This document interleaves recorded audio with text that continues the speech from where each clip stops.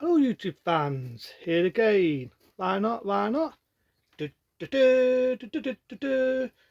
The one I'm going to offend, that being Superman 3. That's right, Superman 3. Now after the big success of the other two Superman films, they decided why not do another one. And when you think about it, 1983 was a big success. Think about it, you had two Bond movies in competition, Octopussy, Never Say Never Again. You also had, if I can remember right there, you had the third Doors film in 3D. So they decided why not toss in and make Superman 3. And I actually like this film. I like it. I'm going to offend it because a lot of people shit on the third one. Now, if you want to see a shit Superman, watch Superman the Test for Shit. Or I should say Superman 4 the Test for Shit, which will definitely be a rant. This one, on the other hand, I've got no problems. Now, the first thing I'm going to offend is the opening. I'm going to offend the opening because originally they were going to copy that they did with Superman 2, where there's all bits from Superman 1, Superman the movie. They were going to do the same. It was going to fly out, and every 2 minutes it will show you bits and bobs of number 2. Happy to say they altered that, and a lot of people said, "Oh, there's too much comedy in it." Oh, so number 1, there went a bit of comedy in that, in little bits here and there. Number 2, there wasn't any comedy in that. The scene with the three villains are giving everybody a blowjob in a lips, and they're throwing everybody and someone's wig fires off. You know, the bald man joke. There weren't any comedy in that. There's a phone box, dies trying to use it and the wire breaks off. So there weren't any comedy in number 2. There was always a bit of comedy and light-heartedness in the Superman films. That's what's wrong with DC comic these days. They take it too serious. So there was a little bit of comedy in it where you got a blind man and he's moving a horse, he's got a pie, it's somebody in the face, you know, the pie in the face joke, and a lot, and I like that. You know what else I like? Richard Pryor. May Richard Pryor rest in peace. A very, very funny man. He's a funny man. And it was like different for Richard Pryor to be in a film that was PG rating. It's like funny because normally, you know, he's used to swearing, he's usually using adult humour. For him to be in something to PT and still make funny scenes in the film, I just Richard Pryor is too. A very, very funny man, may he rest in peace. With another funny guy, that's T. Wilder.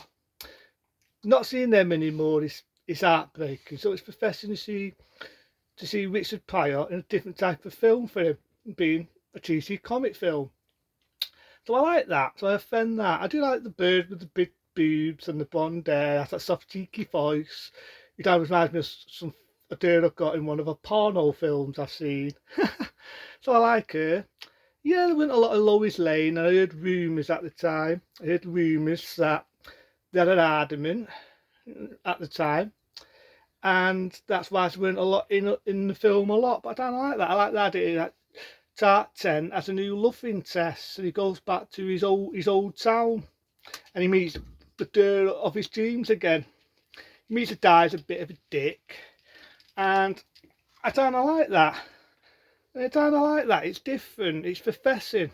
And not only that, you do have one kid actor in it who makes a small test appearance. If you remember the little toddler that was supposed to be the toddler of Tart 10 before he becomes Superman, the same kid actor just make a small test appearance, a little bit older, but makes a test appearance in the film Superman 3. Something else I offend the movie, we don't really like the films in it. Well, I'm going to be open, I'm going to be honest. Lex Luthor, I remember having that debate in Superman 2. I felt he weren't really needed in Superman 2. I mean, he already had him in Superman the movie. I just think they just sort of pushed him in it because he was Gene Wilder, he was a well-known actor. They pushed him in it. And you know, they had the villains, the three fucking villains. So it's professing to see different villains in the film. You had the Bonder, who was a bit of a bimbo. And Stan reminds me of, like I say, a deal I've got in one of my porno films. But I like that. Now, the thing is, people say, well, oh, did Superman become a bad guy? Right, it's another thing I'm going to offend the movie. This was done better than Batman versus Superman, which I like to call Batman versus Super Dick. Because in this, it had a better idea. They wanted to recreate Superman. They had this sister, a bit like the thing what recreates fucking Superman, right? But it does the opposite, and it makes another sort of like a double danger of Superman, but a bad version. And I like the idea. I like the idea that Superman comes out of Tartan, nothing sexual there, and he kicks the shit out of Tartan. He's a total opposite. He's a douchebag. You know what I mean? Even one scene where he diffs the blonde, who reminds me of doing one of my blueies. He even diffs a one. But yeah, he batters Tartan, and I love to see where you think Tartan. And people think, oh, Tartan doing Darwin, that thing fell on him. He's got superpowers, has he not? Tartan, he seemed disguised, you know what I mean? He's doing the American version of Frank Spencer. That's him disguised, right? So he's still got them powers. And I love to see where you think Tartan's met his doom. He comes out in anger, strangles the bad Superman. You see him fade away, rips the iconic shirt off. Superman, I love it. And just what else I love, there's a little bit in this film where you do actually see a poster of Blade Runner, which funny enough, Blade Runner come out one day before this. I do have a poster of Blade Runner. I love Blade Runner. One day around the road, I'm going to review Blade Runner, the theatrical and the uncut. I was more of a lover of that than the director's cut, and I'll get to that one day if I do a review on it. But yeah, I like that. I like the iconic scene that he jumps out, strangles the baddie.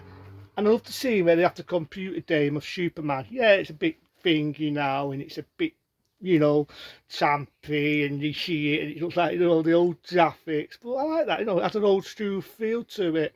It has an old school feel. You do get one actress in the film, which has a bit of a cheeky voice, who does appear one thereafter in Superdome. You might remember in a lot of other things, that has a cheeky voice, who was actually married to one of my favourite Doctor Who actors, that being Peter Davison. She was also in one of my favourite TV shows, that being the Hitchhiker's Guide to the Charity, the 81 TV series.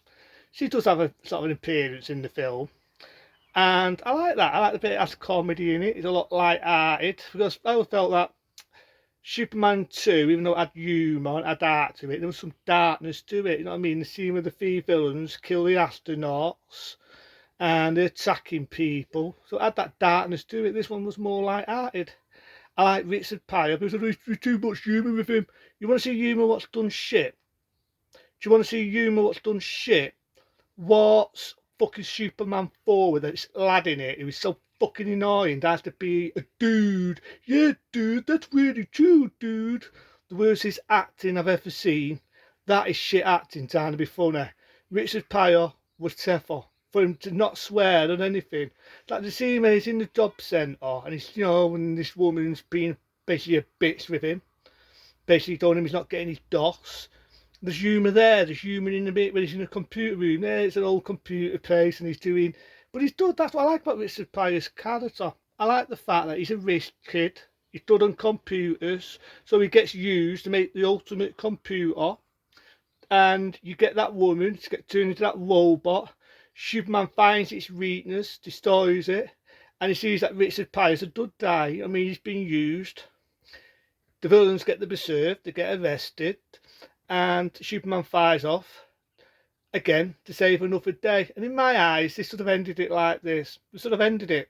I mean, I've heard rumours that when Superdome come out, right, Christopher Reid was going to make a small disappearance in Superdome. But sadly to say, Christopher Reid didn't want to be time tested doing any more, and turned it down. There's a bit of me in the art where Christopher Reid said, yeah, I'll do it, and make a small disappearance in Superdome with Richard Sayer, I forgot the name right, in the one there after this. But he sadly didn't, and he ended up doing shit like Superman 4, the test for shit, which I fucking hate with every fibre in my bone. And I figure, look, you look at any review, you'd be a dud, and if you find anyone that says anything dud about it, believe me, it is shit.